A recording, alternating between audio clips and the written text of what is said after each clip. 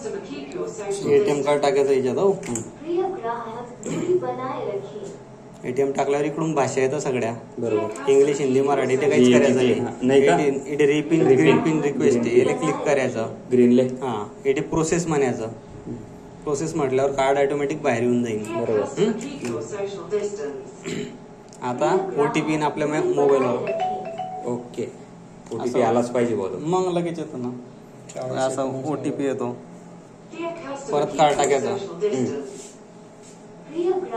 Card टाकल्यानंतर परत तशीच प्रोसेस करायची, फक्त हा 2 नंबरचा ऑप्शन घ्यायचा, ऍक्टिव्ह न्यू पिन. त्याच्यानंतर ओटीपी टाकायचा, 4019 नंबर, कन्फर्म करायचा. त्याच्यानंतर तो आता इथे पुढे पासवर्ड मागेन, please enter your new PIN. काय टाकायचा आहे, घे टाकतोय हिशोबाने 8692 टाकून पिन टाकला, परत री एंटर पिन म्हणेन, परत तेच टाकायचं, परत तोच पिन टाकायचा, दुसरा कोणताच टाकायचा नाही. हा, येस म्हणायचं, कंटिन्यू. हा, प्लीज वेट. बस झालं, डन. इथे नो म्हणून टाकायचं, इथे काही संबंध नाही. कार्ड बाहेर निघलं, झालं तुमचं पिन सेट. झाला.